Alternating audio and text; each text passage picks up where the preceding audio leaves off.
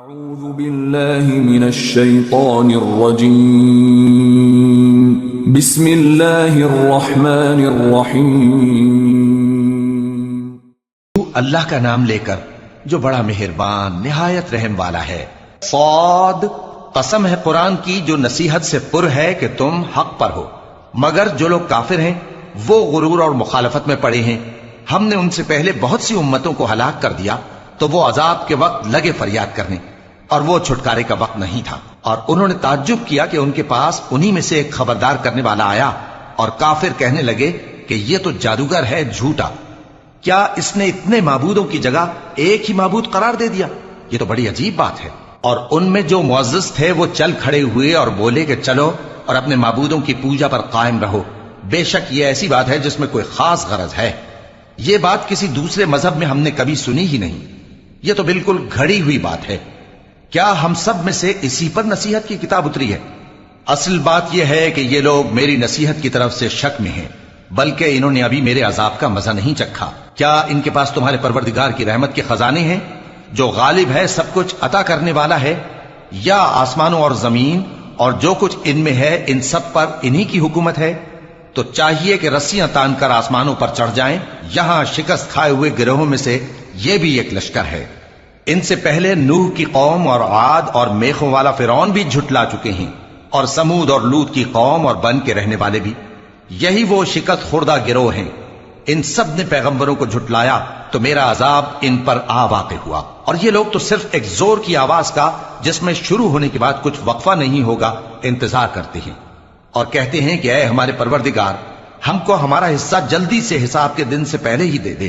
اے پیغمبر صلی اللہ علیہ وآلہ وسلم، یہ جو کچھ کہتے ہیں اس پر صبر کرو، اور ہمارے بندے داؤد کو یاد کرو جو صاحب قوت تھے، بے شک وہ رجوع کرنے والے تھے۔ ہم نے پہاڑوں کو ان کے زیر فرمان کر دیا تھا کہ صبح و شام ان کے ساتھ تسبیح کرتے تھے، اور پرندوں کو بھی کہ وہ جمع رہتے تھے، ہر ایک ان کے آگے رجوع رہتا تھا۔ اور ہم نے ان کی بادشاہی کو مستحکم کیا اور ان کو حکمت اور فیصلہ کن خطابت عطا فرمائی۔ اور اے نبی صلی اللہ علیہ وآلہ وسلم، کیا تمہارے پاس ان جھگڑنے والوں کی بھی خبر آئی ہے جب وہ دیوار پھاند کر اندر داخل ہوئے؟ جس وقت وہ داؤد کے پاس آئے تو وہ ان سے گھبرا گئے۔ انہوں نے کہا کہ خوف نہ کیجیے، ہم دونوں کا ایک مقدمہ ہے کہ ہم میں سے ایک نے دوسرے پر زیادتی کی ہے، تو آپ ہم میں انصاف سے فیصلہ کر دیجئے اور بے انصافی نہ کیجیے گا، اور ہم کو سیدھا رستہ دکھا دیجئے۔ بات یہ ہے کہ یہ میرا بھائی ہے، اس کے ہاں 99 دمبیاں ہیں اور میرے پاس ایک دمبی ہے۔ یہ کہتا ہے کہ یہ بھی میرے حوالے کر دے، اور گفتگو میں مجھ پر حاوی ہو رہا ہے۔ انہوں نے کہا کہ یہ جو تیری دمبی مانگتا ہے کہ اپنی دمبیوں میں ملا لے، بے شک تجھ پر ظلم کرتا ہے، اور اکثر شریک ایک دوسرے پر زیادتی ہی کیا کرتے ہیں۔ ہاں، جو ایمان لائے اور عمل نیک کرتے رہے، اور ایسے لوگ بہت کم ہیں۔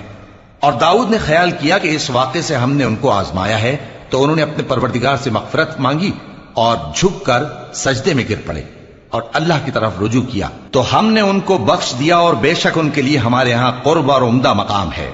اے داؤد، ہم نے تم کو زمین میں خلیفہ بنایا ہے، تو لوگوں میں انصاف کے فیصلے کیا کرو، اور خواہش کی پیروی نہ کرنا کہ وہ تمہیں اللہ کے رستے سے بھٹکا دے گی۔ جو لوگ اللہ کے رستے سے بھٹکتے ہیں ان کے لیے سخت عذاب ہے، اس لیے کہ انہوں نے حساب کے دن کو بھلا دیا۔ اور ہم نے آسمان اور زمین کو اور جو کائنات ان میں ہے اس کو بے مقصد نہیں پیدا کیا، یہ ان کا گمان ہے جو کافر ہیں، سو کافروں کے لیے دوزخ کا عذاب ہے۔ جو لوگ ایمان لائے اور عمل نیک کرتے رہے، کیا ان کو ہم ان کی طرح کر دیں گے جو ملک میں فساد کرتے ہیں، یا پرہیزگاروں کو بدکاروں کی طرح کر دیں گے؟ یہ کتاب جو ہم نے تم پر نازل کی ہے بابرکت ہے، تاکہ لوگ اس کی آیتوں میں غور کریں اور تاکہ اہل عقل نصیحت حاصل کریں۔ اور ہم نے داؤد کو سلیمان عطا کیے، بہت خوب بندے تھے، اور وہ اللہ کی طرف بہت رجوع کرنے والے تھے۔ جب ان کے سامنے شام کو اصیل گھوڑے پیش کیے گئے تو کہنے لگے کہ میں نے اپنے پروردگار کی یاد سے غافل ہو کر مال کی محبت اختیار کی، یہاں تک کہ آفتاب پردے میں چھپ گیا۔ بولے کہ ان کو میرے پاس واپس لاؤ۔ پھر ان کی ٹانگوں اور گردنوں پر ہاتھ پھیرنے لگے، اور ہم نے سلیمان کی آزمائش کی اور ان کے تخت پر ایک دھڑ سا ڈال دیا۔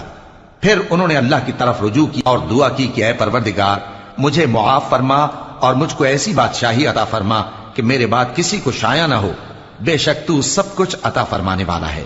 پھر ہم نے ہوا کو ان کے زیر فرمان کر دیا کہ جہاں وہ پہنچنا چاہتے ان کے حکم سے نرم نرم چلنے لگتی، اور جنوں کو بھی ان کے زیر فرمان کیا۔ یہ سب عمارتیں بنانے والے اور غوطہ مارنے والے تھے، اور کچھ دوسروں کو بھی جو زنجیروں میں جکڑے ہوئے تھے۔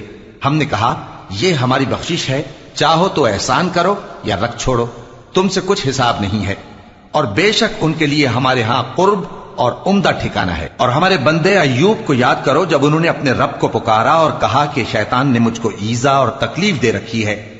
ہم نے کہا کہ زمین پر لات مارو، دیکھو یہ چشمہ نکل آیا، نہانے کو ٹھنڈا پانی اور پینے کو بھی، اور ہم نے ان کو اہل و عیال اور ان کے ساتھ اتنے ہی اور بخشے۔ یہ ہماری طرف سے رحمت اور عقل والوں کے لیے نصیحت تھی۔